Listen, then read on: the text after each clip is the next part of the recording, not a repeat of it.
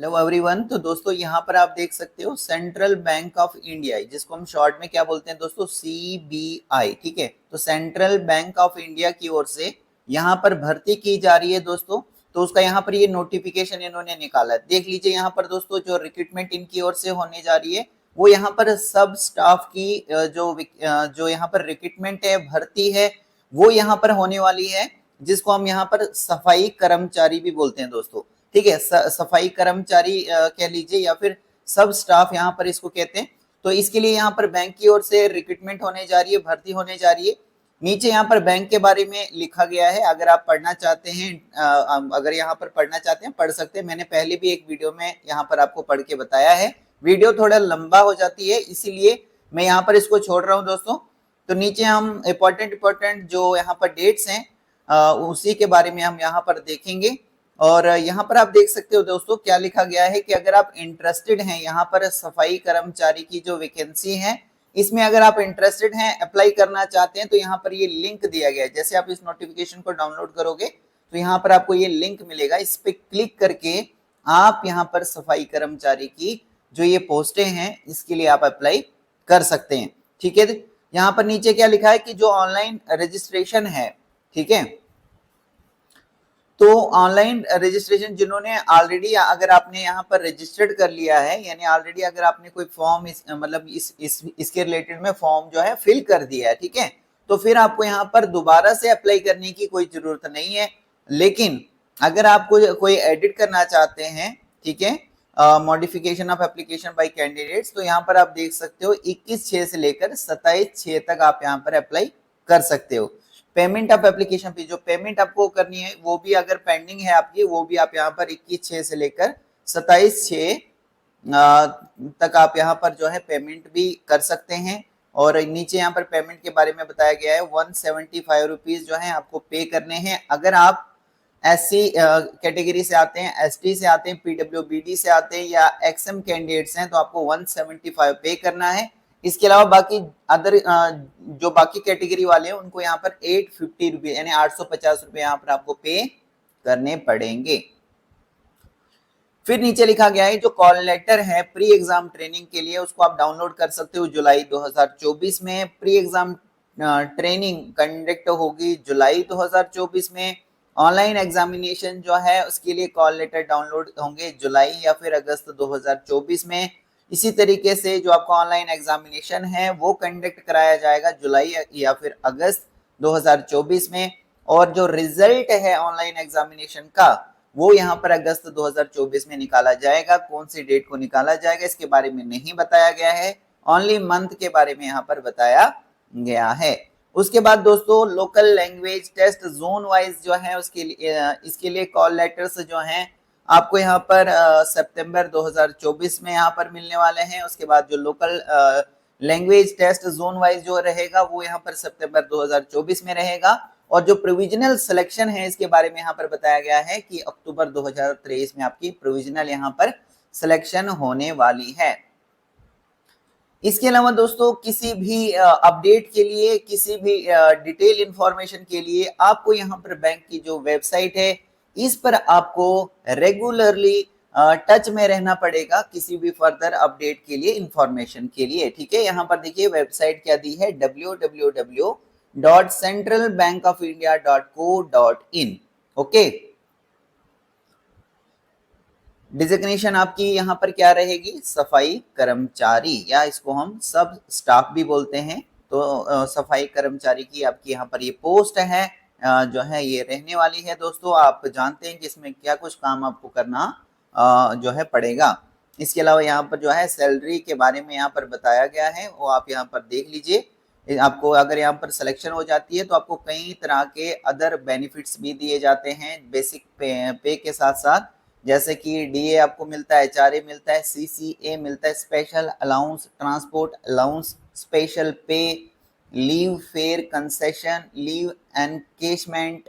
ठीक है, तो ये सारी चीजें आपको यहाँ पर, जैसे हाउस बिल्डिंग लोन,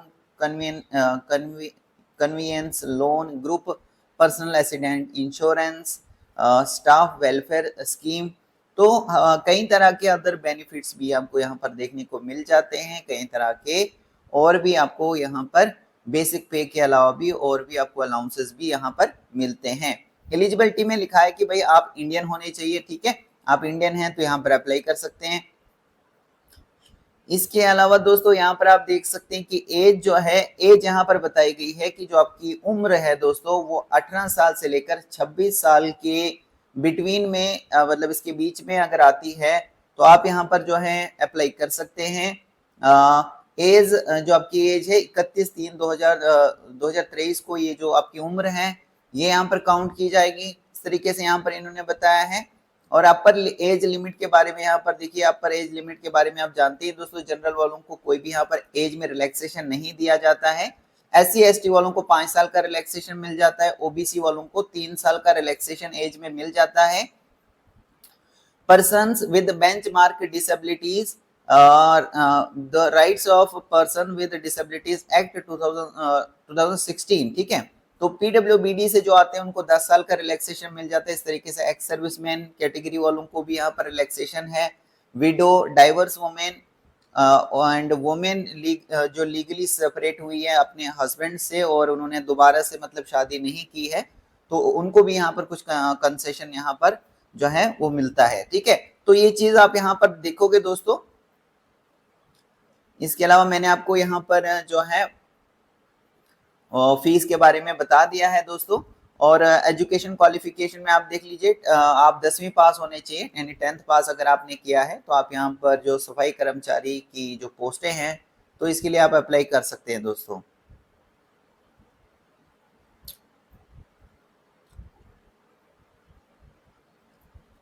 और यहाँ पर एजुकेशन क्वालिफिकेशन में फिर से इन्होंने लिखा है कि जो मिनिमम आपकी जो मतलब क्वालिफिकेशन है वो 8th स्टैंडर्ड पास यानी 8वीं पास तो आप कम से कम होने ही चाहिए दोस्तों, ठीक है। और its equivalent examination pass, higher qualification does not have any concession weightage in the service of the bank. मतलब अगर 8वीं पास या 10वीं पास आप होने चाहिए दोस्तों कम से कम, तो इन्होंने यहाँ पे लिखा है कि मिनिमम 8th पास तो होने चाहिए। पहले तो लिखा है 10th पास होने चाहिए, फिर नीचे लिखा है कि कम से कम आप 8th पास होने चाहिए। और अगर इससे ज्यादा की भी आपकी क्वालिफिकेशन है तो उसमें आपको कोई भी यहाँ पर कोई जो उसका बेनिफिट है वो यहाँ पर नहीं मिलेगा। अगर आप अप्लाई भी करते हैं तो यहाँ पर उसका मतलब कोई भी आपको ज्यादा कोई प्रेफरेंस नहीं मिलने वाला है, ठीक है। थोड़ा सा नीचे स्क्रॉल करते हैं, अब देखते हैं कि यहाँ पर जो आपका ऑनलाइन एग्जाम है उसमें जो है क्या कुछ आपसे पूछा जाएगा, तो वो चीज़ भी देखना जरूरी है दोस्तों। थोड़ा सा इसके लिए हमें नीचे स्क्रॉल करना पड़ेगा। देखो यहाँ पर लिखा है सिलेक्शन प्रोसेस, इसका मतलब क्या होता है कि आपका जो सिलेक्शन है, जो आपको यहाँ पर सफाई कर्मचारी की पोस्ट मिलने वाली है तो उसके लिए आपको किस तरीके से किस बेसिस पर आपको सेलेक्ट किया जाएगा। तो यहाँ पे लिखा है कि आपका सबसे पहले ऑनलाइन एग्जाम लिया जाएगा और ये एग्जाम जो है आपका IBPS कंडक्ट कराएगा, समझ में आ रहा है। और जो लोकल लैंग्वेज टेस्ट रहेगा वो बैंक की ओर से आपका कंडक्ट कराया जाएगा। और यहाँ पर आप देख लीजिए नीचे जो आपका ऑनलाइन एग्जाम आपका लिया जाएगा उसमें इंग्लिश लैंग्वेज का नॉलेज मतलब आपसे वहां पर यहाँ से पूछा जाए, इंग्लिश लैंग्वेज नॉलेज, यहाँ से इस सब्जेक्ट से आपको जो है क्वेश्चन पूछे जाएंगे, इंग्लिश में ये क्वेश्चन पूछे जाएंगे और 10 नंबर के रहेंगे, ठीक है। तो ये ज्यादा मतलब हैवी नहीं इसमें पूछा जाएगा, मतलब ज्यादा कोई डिफिकल्ट क्वेश्चन नहीं होंगे। अप टू 8th स्टैंडर्ड मतलब 8वीं तक का ही जो है 8th क्लास तक ही अगर जो है जो स्टैंडर्ड है वो 8th क्लास तक का रहेगा, ठीक है। मतलब ज्यादा जो है वो मुश्किल क्वेश्चन नहीं होंगे, आसान आसान से ही क्वेश्चन होंगे, नॉर्मल से होंगे, तो थोड़ा बहुत आपको आना चाहिए। फिर जनरल अवेयरनेस से भी यहाँ पर क्वेश्चंस होंगे, टोटल मार्क्स के 20 मार्क्स के होंगे, ये भी इंग्लिश में ही पूछा जाएगा। फिर एलिमेंट्री अर्थमेटिक, ये भी 8th क्लास तक का इसका स्टैंडर्ड रहेगा, यहाँ से भी क्वेश्चंस होंगे तो 20 मार्क्स के यहाँ से रहेंगे। सारे का सारा जो मीडियम है वो इंग्लिश में ही आपको ये क्वेश्चन पूछे जाएंगे, ठीक है ना। फिर रीजनिंग भी यहाँ पर ज्यादा मतलब डिफिकल्ट नहीं होगी, 8th स्टैंडर्ड तक ही जो मतलब 8th क्लास तक जितना भी आपने पढ़ा होता है पीछे जो स्टैंडर्ड रहता है 8th क्लास तक, तो उसी मतलब उसी तरह के यहाँ पर जो क्वेश्चन है वो यहाँ पर सेट किए जाएंगे आपके पेपर में। और रीजनिंग से भी आपको 20 मार्क्स का पूछा जाएगा। टोटल यहाँ पर जो है 70 मार्क्स का हो गया। इसके लिए आपको कितना दिया जाएगा टाइम? 90 मिनट्स, 90 मिनट का आपको टाइम दिया जाएगा इस पेपर को करने के लिए। ठीक है। फिर लोकल लैंग्वेज का जो टेस्ट है, जो बैंक आपका टेस्ट कराएगा, तो ये जो आफ्टर ऑनलाइन एग्जामिनेशन, जैसे आपका ऑनलाइन एग्जामिनेशन होगा, उसके बाद 4 times of total vacancy state wise and category wise qualified candidate, जो भी क्वालिफाइड कैंडिडेट होंगे, मतलब जिन्होंने भी ऑनलाइन जो एग्जाम है वो क्वालिफाई किया होगा, will be called eight concern zonal offices. तो आपको बुलाया जाएगा, कंसर्न जो जोनल ऑफिसेस होंगे वहां पर आपको बुलाया जाएगा लोकल लैंग्वेज टेस्ट के लिए।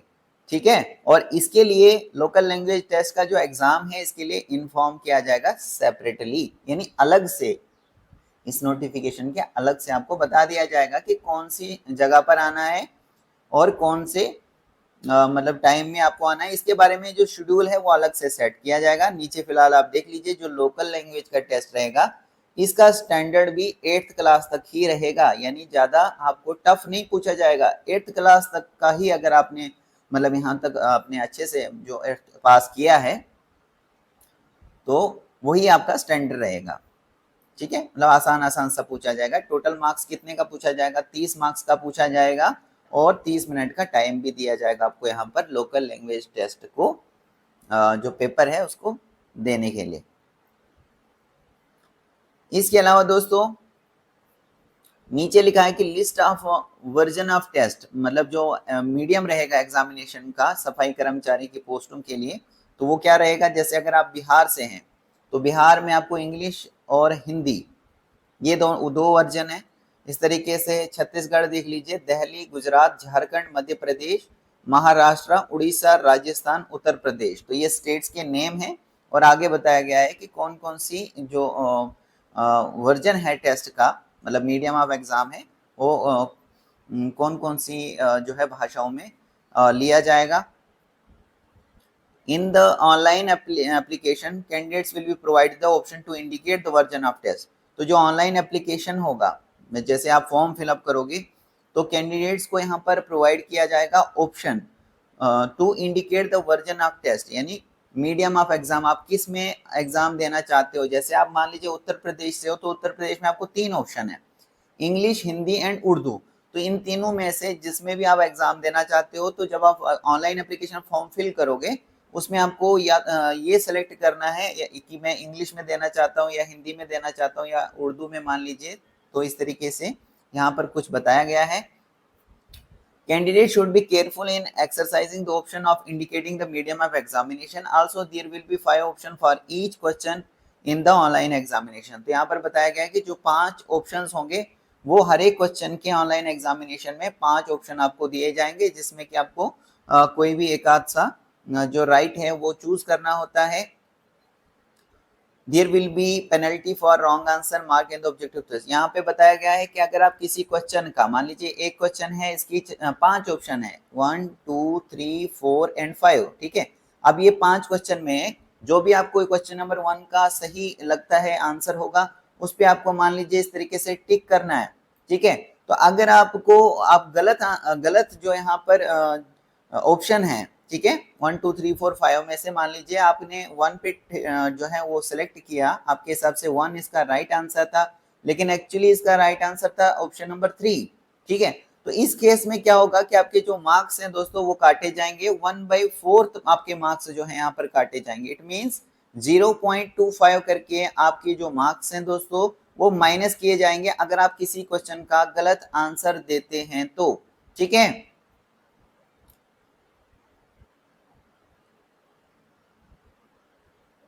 तो दोस्तों मैं होप करता हूं कि आपको ये सारी चीजें जो हैं क्लियर हो चुकी होंगी। यहाँ पर ये डॉक्यूमेंट्स बताए गए हैं कि जब आपकी ज्वाइनिंग होगी आगे, ये तो बाद की बात है दोस्तों।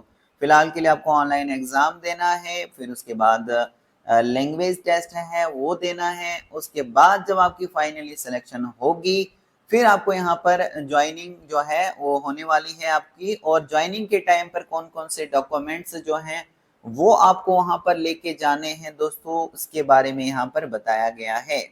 ठीक है, वो आप यहाँ पर देख सकते हो, इसके लिए अभी टाइम है। फिलहाल आप जो है यहाँ पर देख लीजिए दोस्तों, एप्लीकेशन फॉर्म जो है फिल कीजिए और सिलेबस के अकॉर्डिंगली आप यहाँ पर प्रिपेयर कीजिए, ठीक है। तो दोस्तों मैं होप करता हूँ आपको सारी चीजें जो है क्लियर हो चुकी होंगी। So thank you very much.